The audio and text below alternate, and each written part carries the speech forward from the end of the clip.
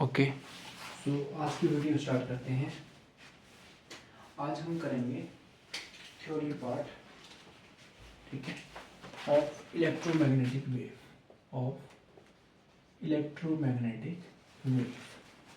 सही है। तो सबसे पहले इसमें आता है आपका डिस्प्लेसमेंट करंट। सबसे पहले क्या आएगा? Displacement current.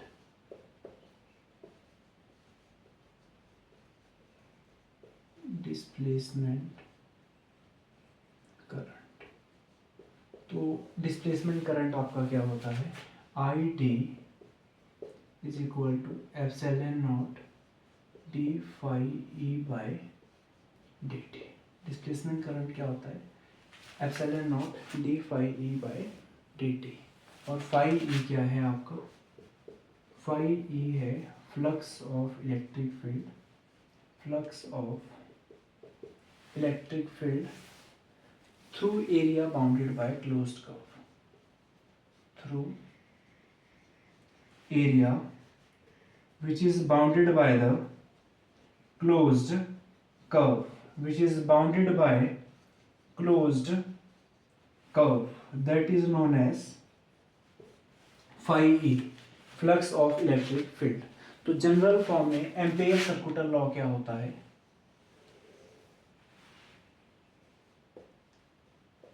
एम्पेयर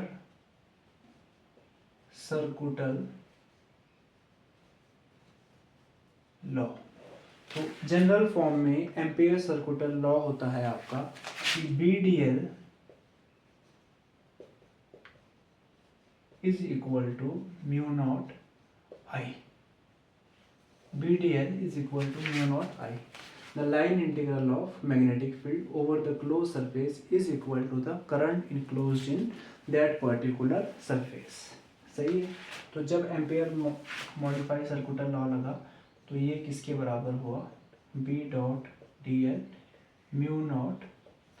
एक करंट हुआ कंडक्शन करंट और दूसरा करंट आया डिस्प्लेसमेंट करंट। और डिस्प्लेसमेंट करंट की जगह ये वैल्यू आपकी आएगी, तो mu naught I C plus epsilon naught D phi E by D T. This your B D L. ये आपका कहलाएगा मॉडिफाइड एम्पेयर सर्कुलर लॉ। और ये जो इलेक्ट्रिक फ्लक्स है phi E, it is equal to product of E into A, electric field into area. और electric field की value क्या होती है? Q upon epsilon not A. Q upon epsilon not A, charge over area. तो phi E क्या बनेगा आपका? Phi E is equal to E की जगह ये रख दो, Q epsilon not A multiply by A से ए कटेगा, तो फाई ई आपका क्या आ जाएगा? Q by epsilon not. ये भी आपका एक फॉर्मूला है। सही है। तो इसके बाद क्या है आपका? इसके बाद है आपका, देखो जी, Maxwell equations are fundamental of electromagnetic phenomena. Maxwell equation क्या है आपकी? Maxwell equations are fundamental of electromagnetic phenomena. Maxwell equations are fundamental of electromagnetic phenomena. यानी कि इलेक्ट्रोमैग्नेटिक फिनोमिना को मैक्सवेल इक्वेशन के बिना सीखना बहुत मुश्किल है। This state that Maxwell equation are the fundamental of electromagnetic phenomena. किस वे में? अब देखो, न्यूटन लॉ है ना? Newton law are the fundamental of study the mechanical phenomena. यदि मैकेनिकल फिनोमिना जानना है तो वो आपका न्यूटन लॉ के बिना पॉसिबल नहीं है।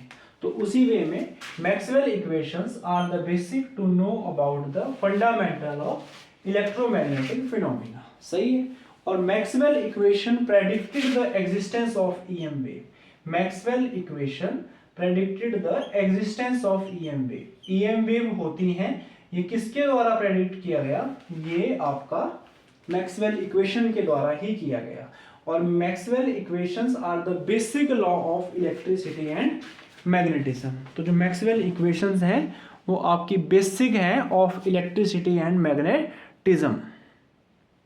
आपकी मैक्सवेल इक्वेशंस क्या है?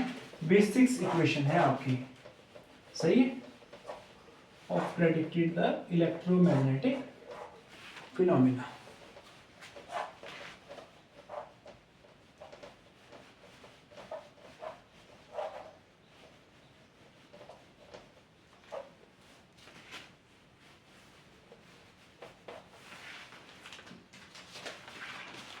तो इसके बाद आपकी अगली है Gauss's law in electrostatic. Maxwell first equation, Maxwell first equation. तो मैक्सवेल फर्स्ट इक्वेशन का एक और नाम क्या है?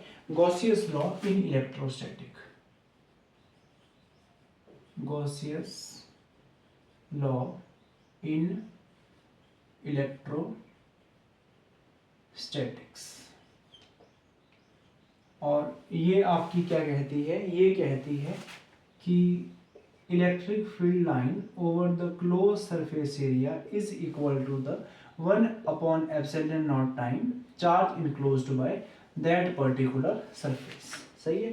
Total electric flux, it states that total electric flux, सही है, through any closed surface is equal to 1/ε0 time net charge enclosed in that particular surface। सही है। सेकंड है आपका Maxwell second equation, Maxwell second equation. और इसका एक और नाम क्या है? Gauss's law in magnetism. ये था आपका गॉसियस लॉ इन इलेक्ट्रोस्टैटिक, और अब है आपका Gauss's law in magnetism.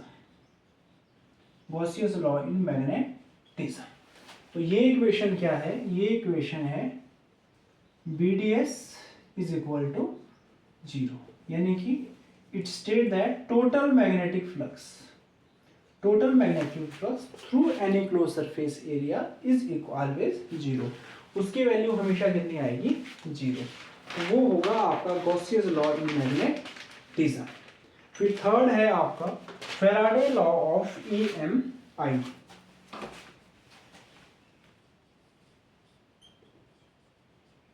Faraday law of electromagnetic induction. और इसका इसके साथ में एक और नाम है जिसको हम कहते हैं Maxwell third equation. Maxwell third equation, सही। इसका एक और नाम है जिसको कहा जाता है मैक्सवेल थर्ड इक्वेशन, ठीक है जी। तो मैक्सवेल की थर्ड इक्वेशन क्या कहती है? मैक्सवेल की थर्ड इक्वेशन कहती है कि line integral of electric field, यहाँ पे dl है तो इसको हम पढ़ेंगे line integral. The line integral of electric field along a closed path, ठीक है, is equal to rate of change of magnetic flux. ये 5b क्या हुआ? Rate of change of magnetic flux. d/dt कहलाता है rate of change of magnetic flux through surface bounded by closed path. जितना भी surface bounded है closed path. ये हुई हमारी मैक्सवेल थर्ड इक्वेशन। और जो आपकी फोर्थ है वो क्या कहती है? Ampere Maxwell सर्कुटल law. That one is ampere Maxwell सर्कुटल law, आपकी एम्पेयर मैक्सवेल सर्कुटल लॉ। और ये क्या कहती है कि वही जो हमने किया था line integral of magnetic field, या मॉडिफाई एम्पियर सर्कुलर लॉ, है ना, तभी तो एम्पियर भी आ गया, मैक्सवेल भी आ गया। इसमें क्या होगा, mu naught time conduction current plus displacement current, इसकी वैल्यू कितनी थी, epsilon naught D phi E by D T. सही है, तो इसकी यही स्टेटमेंट बनेगी, a line integral of magnetic field over closed path is equal to mu naught times the total current, I C plus I D displacement current plus conduction current is known as your complete current. सही है, यदि कोई charges नहीं होंगे तो उस case में conduction current आपका नहीं होगा। ठीक है,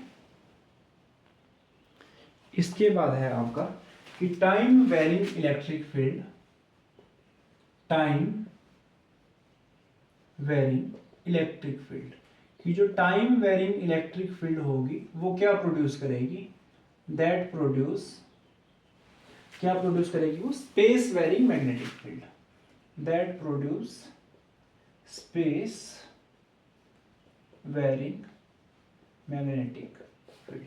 तो टाइम वेरिंग इलेक्ट्रिक फील्ड, इसको हम ऐसे लिख देंगे del E Y upon del X, ये क्या प्रोड्यूस करेगी, स्पेस वेरिंग मैग्नेटिक फील्ड, यानी कि del B Z by del T.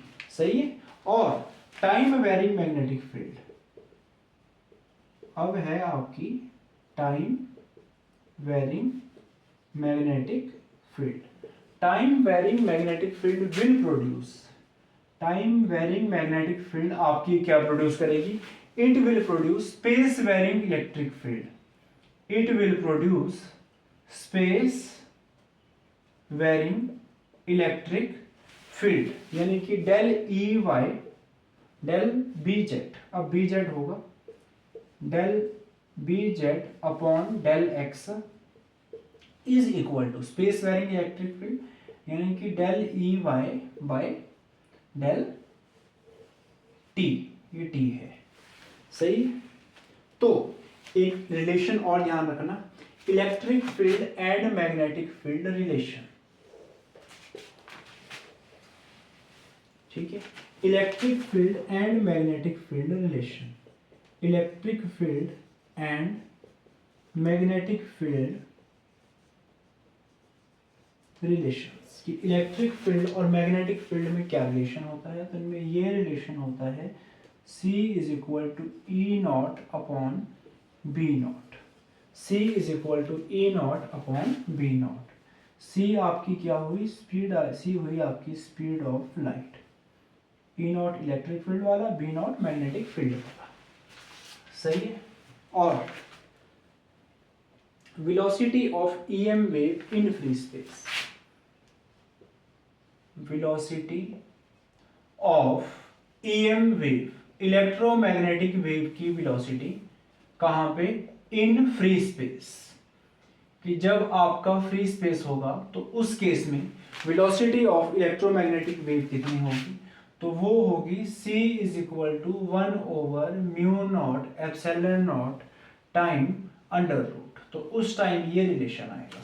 और velocity of electromagnetic wave in medium, जब आपका मीडियम हो जाएगा तब यही वेलोसिटी क्या हो जाएगी, 1/μm epsilon m, mu m क्या है, परमिएबिलिटी ऑफ मीडियम, म्यू होता है आपका परमिएबिलिटी, तो ये हुई permeability of medium, permeability of medium, और epsilon permittivity of medium, permittivity of medium, और यहाँ epsilon not permittivity of free space और mu not permeability of free space. सही है, तो ये वेव्स का हमने कर ही दिया था, है ना, तो ये कुछ थ्योरी और मेन फॉर्मूलास आपके इसके। सही है।